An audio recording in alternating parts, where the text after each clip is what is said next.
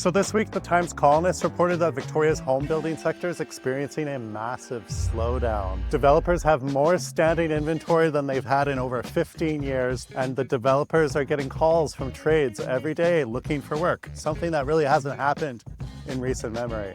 So meanwhile, David Eby's provincial government says that Victoria is making satisfactory progress towards its housing targets. These housing targets put forward by the province mark a 30% increase in overall housing to be built in these communities. Nearly 5,000 new homes in Victoria and more than 4,000 in Senate. Sleepy Oak Bay needs to build more than 600 new units. So we're going to work together. We're going to get through it. And then the City of Victoria announced this month that they will add 6,000 new homes by the end of 2025, smashing through their provincial housing targets and touting it a major milestone and success for their overall comprehensive Victoria housing strategy. So what is actually going on? Is Victoria overbuilding, underbuilding, or maybe just not building the right type of product? I spent the last week analyzing CMHC data, City of Victoria housing progress reports, BC housing statistics, and provincial housing targets.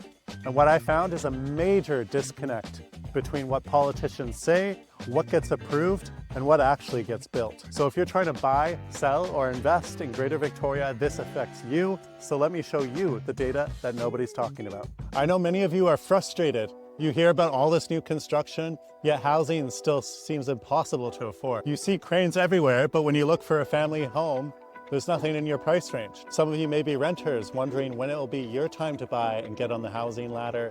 Others of you may be existing homeowners worried about market volatility, and others may be investors trying to time the market bottom or wondering if we still have a ways to go. And I get it, the confusion is real. The story you're being told doesn't match what you're experiencing. Politicians keep announcing record housing numbers, yet developers say the market is cooling. Buyers can't find what they're looking for, and somehow all of these things can be true at the same time. So let me walk you through what's really happening using actual data from CMHC, the City of Victoria, and BC Housing. Then I'll explain exactly what this means for you and your specific situation, whether you're buying, selling, or investing. Start with what the Times Colonist reported this week. Developer Aman Gill from Patriot Homes stated, "I haven't had calls from trades looking for work in the past 5 years. But in the last 6 to 8 months, I get a call every day." And here's another quote from Mike Miller of Abstract Developments.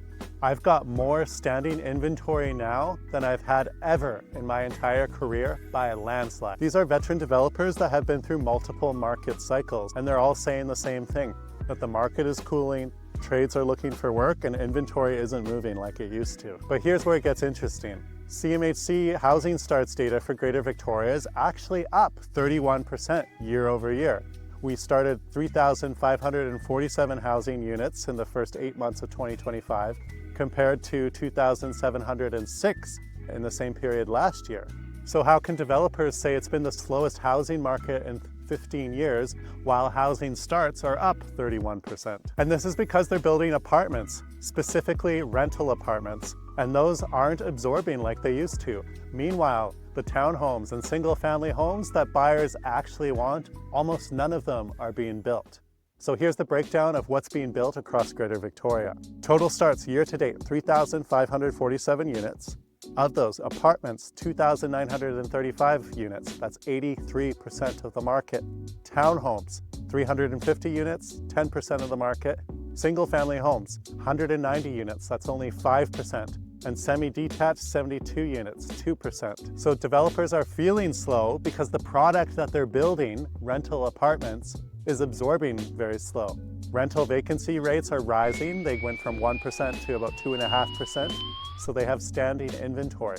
But the volume of construction is actually high. We're building more than ever, just not what most buyers are looking for. There's two different realities, and both are true at the same time. So let's talk about that missing middle housing component that was supposed to solve everything. So missing middle isn't about building new single-family homes. It's about taking existing single-family lots and adding gentle density. Think duplexes, triplexes, fourplexes, small ground-oriented townhome developments that are family-friendly without adding additional sprawl. So in 2023, the province passed legislation allowing up to 6 units on lots previously zoned just for single-family one-home use. This will be province-wide policy. This means no more long zoning processes just to build a duplex, a triplex, or a row home. The strategy has already been adopted in Victoria. And then the City of Victoria created their own regulations. After a 6-month review, they simplified those regulations to make it even easier for this type of missing middle product to get built. And then politicians celebrated, headlines declared that the housing crisis was solved. So how many missing middle homes has Victoria actually built?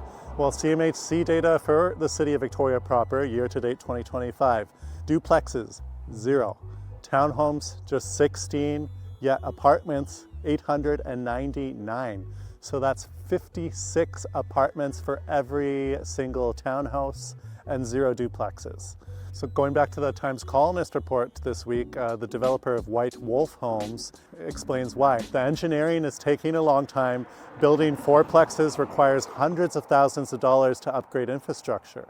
So here's the math problem that developers are facing. Here's some rough estimates of what it would cost to build a 6-unit missing middle project on a corner lot in Victoria. So let's start with the civil works and offsite improvements. So I've sourced these numbers from somebody familiar with the middle missing housing projects in Victoria. So water and sewer connections, $114,000. Soil testing, $8,000. Curbs, gutters, and sidewalks, $195,000. Storm system upgrades, $39,500. BC Hydro underground improvements, $75,000. $52,000 for road paving and $225,000 for civil works, pipes, and labor. So that total offsite cost for that project was penciling out about $708,500. That's working out to $118,000 per unit before you even start building. Plus, in March 2024, the BC Building Code got updated to a higher standard. So there's 20% higher structural costs for seismic upgrades. 100% of the units now built must be adaptable, which means larger bathrooms, wider doorways. That adds another $10,000 per unit. The city requires you to replace perfectly functioning 50-year-old sidewalks. Could be up to $195,000 that maybe don't need replacing. I know a developer in Esquimalt got billed $30,000 under the tree replacement policy for trees that the city's engineering department made him tear down in the end. So let's go take a look at some examples of failed missing middle housing projects in Victoria. At 1734 Hollywood Crescent behind me was a 5-year journey. So in December 2020, the original application was submitted to the city to convert this character home into a 4-unit conversion inside the existing 1912 heritage home. Ultimately, the developer decided to withdraw that application. They submitted a new application switching to the missing middle townhouse model. And that application recently got approved, so with a lot of back and forth, but there's 2 3-story buildings and there's going to be 4 corner townhouse units. And the development permit was finally issued in 2025. So after 5 years, multiple applications, some withdrawals, the final result is 4 units, and construction hasn't even started yet. So here's another example, 1802 Chambers Street in Fernwood, what I call the apartment pivot. And this one's even more telling. So in 2014, it had its first proposal, 2017, the second proposal, 2019, a third proposal for 25 townhouse units, all of them withdrawn, didn't go ahead. In December 2024, the fourth design, now a 6-story apartment building with 85 rental units. Keep in mind, this is about 4 lots together, not just one single family lot, but they gave up on townhomes entirely. Why? Because the economics don't work.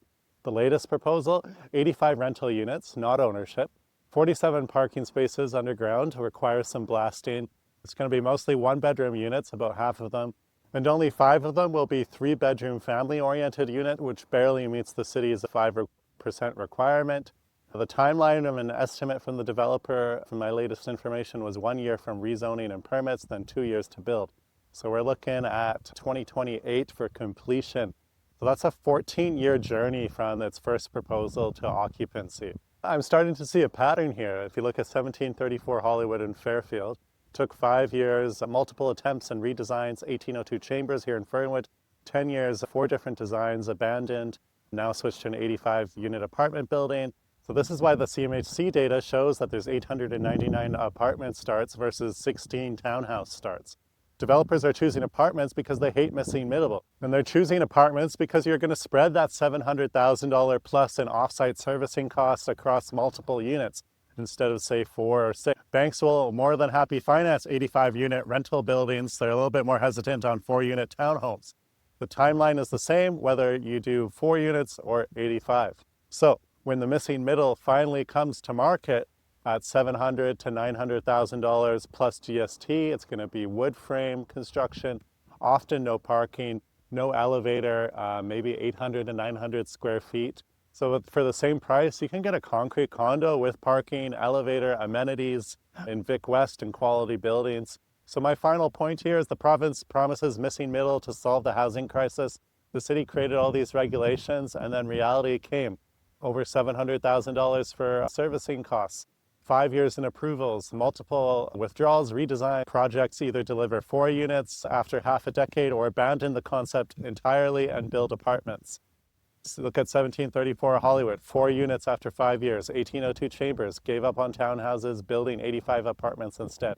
The missing middle isn't missing because the policy doesn't exist. It's missing because costs, timelines, and economics for it are functionally impossible at scale. Okay, so that's what's happening out there. Let me tell you what this actually means for your situation. So if you're trying to buy in Greater Victoria, here's what you need to understand. I know all you've been hearing about is all this new construction, but you're wondering if you should wait for prices to come down further. You're watching inventory levels, trying to time the market perfectly. But here's the reality. If you want a single family home or a townhouse, you're not competing with new construction. You're competing with other buyers for existing inventory. The data shows 289 single-family homes sold in September at a median price of $1.17 million. Sales were actually up 6.3% year over year. The sales to listing ratios in that sweet spot around 17 to 20%. That's a healthy market, not a crashing market. So here's my advice. Stop trying to time the market. If you're planning to live in Greater Victoria for 7 to 10 years or more, the long-term fundamentals favor buying when you find the right home, not when you think the market has bottomed. Why? Because we're adding 1,500 plus units per year, but almost none of it's single-family supply. BC's population grew 40% since 2000, while single-family construction fell 55%. That's a structural supply constraint that doesn't fix itself in 2 to 3 years. If you buy a home you can afford in a neighborhood that you love and a home that you can live in and your lifestyle, the appreciation is going to take care of itself. Trying to save $50,000 by timing the absolute bottom, you might, or you might watch interest rates drop. You might save a little bit, but buyers flood back in and prices suddenly jump $100,000 while you're sitting on the sidelines. The best time to buy is when you're finally ready and you find a property that works for you and fits your life. The second best time is now. The worst time, waiting for those perfect conditions that will never come. And for sellers, if you're selling a single family home, listen up. I know some of you are reading the headlines about cooling markets and developer inventory and thinking, maybe I should just wait. Others of you actually need to sell. You're downsizing, dealing with an estate, upgrading for a growing family, or relocating for work. And you're wondering if this is a terrible time. So here's what the data shows. The cooling is all in the new rental apartment absorption and downtown condos. Your single family home is existing inventory. Sales were up 6.3% since September year over year.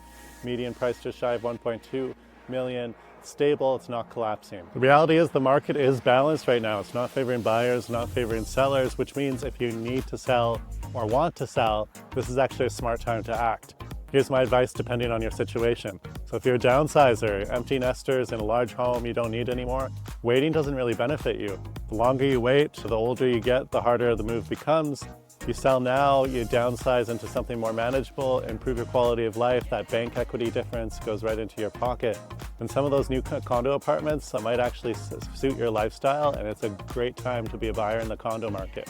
If you're an upgrader, you've outgrown your home and need more space for a growing family, understand that the home you're buying is also in a balanced market. You're not overpaying, and the supply constraint on family-sized homes means the property you're moving into will likely appreciate more than the starter home you're selling. If you have an estate sale or life change, if you inherited a property, going through a separation or relocating for work, timing the market perfectly isn't your priority. Getting the transaction done smoothly is. In a balanced market, you can price fairly, present well, and sell in a reasonable time frame without desperation. The key is price it right from day one. Don't test the market with inflated pricing, no waiting 3 months, then dropping $50,000. Buyers have options right now. Your home needs to be competitive, not just listed. Presented well, fresh paint, decluttered, professionally photographed. Small investments in staging and curb appeal may pay off exponentially in this environment. So if you're sitting on the fence wondering if you should sell, let's talk. I'll give you an honest assessment, no pressure, just data. Sometimes the answer is wait, often it's let's get you moving towards your next chapter. And if you're an investor, I know there are many investors out there right now, and there's a reason for that. The investor environment in Victoria is tough. Short-term rental restrictions killed the Airbnb play, speculation tax reduced pre-sale activity, financing is expensive, cap rates on rental properties are really compressed. Better to go for a GIC, cash flow is hard to find, I get it. But here's the interesting perspective. We have two diverging markets. Condos are softening, vacancy rates are rising to 2.5%. There's standing inventory, developers with units that they can't move. If you're looking at new apartment inventory and as investment, be cautious. And the other market, single family and townhouse, has a structural supply constraint. Only 542 ground-oriented units started this year versus 2,935 apartments. So if you're a long-term investor with a 10 to 15 year horizon, the opportunity is in the scarce asset class, not the abundant one. But let me be honest, if you're looking for cash flow, Victoria is an expensive market that's challenging. Cap rates are in the 3 to 4% range at best. You're buying for appreciation, not cash flow income. If that's not your strategy, there might be better markets out there for you, but if you're equity focused and believe in Greater Victoria's fundamentals, limited land base, growing population, structural supply constraints, and ground-oriented housing, then selectively there are opportunities. They're not always obvious and they're not always plentiful. This isn't a buy anything and make money environment. This is a buy the right thing in the right location and hold for a decade environment. Politicians make promises, developers build what's profitable, and you're left trying to make sense of one of the biggest financial decisions of your life with often incomplete information. My job is to give you that clarity, not to push you into a transaction, but to help you understand what's real, what's hype, and what's right for you. So thank you for sticking with me through this intense deep dive. If you made it this far, you're the kind of person who makes decisions based on data, not emotion, and that's exactly who I want to work with. My name's Dustin Miller, Managing Broker of ADEX Real Estate. Feel free to reach out to me anytime, and I hope to see you in the next video.